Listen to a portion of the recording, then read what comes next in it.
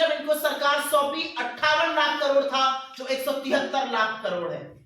Farm wages, rural जो wages होते हैं, आय जो होती है किसान की, 4.1% पे हमने इनको दी थी, 1.3% ग्रोथ पर ले आए। एनपीए, पब्लिक सेक्टर बैंक के एनपीए 8 लाख करोड़ थे 2004 से 2014 के बीच पर, 55.5 लाख करोड़ 2014 से 2023 के बीच में। बैंक राइट ऑफ हमने किया 2.2 लाख करोड़ का, इन्होंने किया 14.5 लाख करोड़ का। यूएस डॉलर हमने रुपया इनको दिया 61 पर, इन्होंने पहुंचाया 83 पर। प्राइस ऑफ पेट्रोल 71 रुपए प्रति लीटर पे पेट्रोल हम देते थे, 96 रुपए के पार पेट्रोल इन्होंने पहुंचाया और शतक भी लगवाया। डीजल 57 रुपए पे हमारा था, 90 रुपए पे इनका है। एलपीजी सिलेंडर 400 रुपए पे हमारा था, 1000 रुपए पार इन्होंने किया। और सेंट्रल गवर्नमेंट एम्प्लॉइज, ये जो वेकेंट पोजीशंस की हम बात करते हैं, 33,28,027 सेंट्रल गवर्नमेंट एम्प्लॉइज, 33,28,000 से ऊपर 31,67,000 घटौती की गई, पद को रिक्त रखा गया।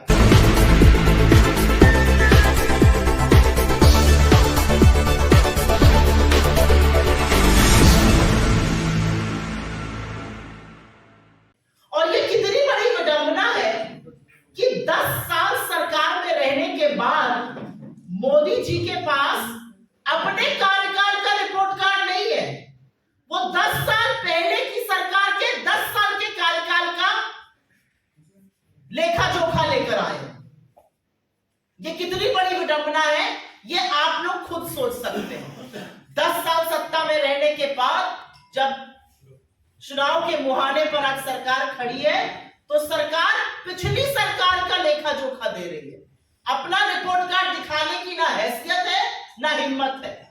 और मैं कुछ भी कहने से पहले इस मंच से एक बात खुली चुनौती के रूप में कहती हूं, अपने बनाए हुए मानक पर, अपनी डेटा रीजिंग पर हमारे और अपने 10 वर्ष के आंकड़े एक साथ रख दीजिए, दूध का दूध और पानी का पानी हो जाएगा। जनता को निर्णय करने दीजिए, लेकिन ऐसा करने की ना हिम्मत है और ना हैसियत है सरकार में। मैं कुछ आंकड़े हैं जो सिर्फ आपकी जानकारी के लिए यहां पर पढ़ देती हूं।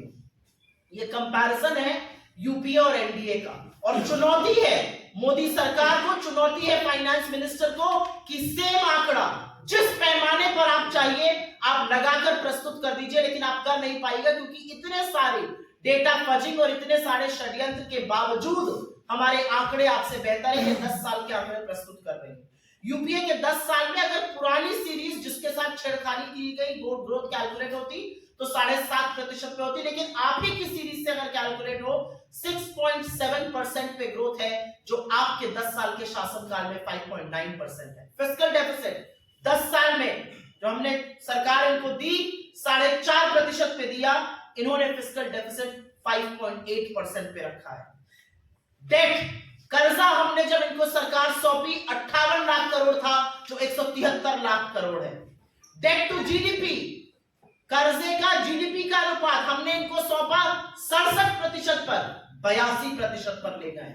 हाउस होल्ड सेविंग जो बचत होती है, और इंडिया में बचत लोग करते हैं, 23% ऑफ जीडीपी था, 19% जीडीपी का हो गया, क्योंकि लोगों की नौकरियां गई हैं, महंगाई बढ़ी है, आय कम हुई है, लोग अपनी बचत से को खर्चा करने को मजबूर है। फार्म वेजेस, रूरल जो वेजेस होते हैं, आय जो होती है किसान की, 4.1% पे हमने इनको दी थी, 1.3% ग्रोथ पर ले आए। एनपीए, पब्लिक सेक्टर बैंक के एनपीए 8 लाख करोड़ थे 2004 से 2014 के बीच पर, 55.5 लाख करोड़ 2014 से 2023 के बीच में। बैंक राइट ऑफ हमने किया 2.2 लाख करोड़ का, इन्होंने किया 14.5 लाख करोड़ का। अमीरों की सरकार, सूट-बूट की सरकार, इनको हम ऐसे ही नहीं कहते। एजुकेशन पर हमने खर्चा किया 4.6% ऑफ द बजट, इन्होंने खर्चा किया 2.9% of the budget. Total exports of GDP हमारे टाइम पर 17% थे, इनके टाइम पर 13% है। यूएस डॉलर हमने रुपया इनको दिया 61 पर, इन्होंने पहुंचाया 83 पर। शेयर ऑफ मैन्युफैक्चरिंग हमारे टाइम पे 17%, इनके टाइम पर 14%। Production of crude oil, Modi ji बोलते थे हम आत्मनिर्भर बनने वाले हैं, 36 मिलियन टन हमारे वक्त में क्रूड ऑयल प्रोड्यूस होता था, 28 मिलियन टन इनके वक्त में प्रोड्यूस हो रहा है। प्राइस ऑफ पेट्रोल 71 रुपए प्रति लीटर पे पेट्रोल हम देते थे, 96 रुपए के पार पेट्रोल इन्होंने पहुंचाया और शतक भी लगवाया। डीजल 57 रुपए पे हमारा था, 90 रुपए पे इनका है। एलपीजी सिलेंडर 400 रुपए पे हमारा था, 1000 रुपए पार इन्होंने किया। और सेंट्रल गवर्नमेंट एम्प्लॉइज, ये जो वेकेंट पोजीशंस की हम बात करते हैं, 33,28,027 सेंट्रल गवर्नमेंट एम्प्लॉइज, 33,28,000 से ऊपर 31,67,000 घटौती की गई, पद को रिक्त रखा गया। और अब मैं इस मंच से, थोड़ा लंबा हो रहा है लेकिन मैं इस मंच से वो जुमले पढ़ देती हूं जिसका नाम अब सरकार नहीं लेती, क्योंकि गारंटी की नई बात होने लगी है। जो गारंटी 14 के पहले दी गई थी उसका क्या हुआ, वो जुमले निकले। 2 करोड़ सालाना रोजगार, 15 लाख सबके अकाउंट में, सारा काला धन 100 दिन में वापस आएगा, पेट्रोल और डीजल 35 रुपए प्रति लीटर पे मिलेगा, फार्मर इनकम डबल होगी 2022 तक, 5 ट्रिलियन की इकोनॉमी बनेगी 2022 तक, हर सर पे छत होगी 2022 तक, 100 स्मार्ट सिटी बनेगी 2022 तक। इस गारंटी का क्या हुआ, क्योंकि ये गारंटी नहीं, ये जुमला था।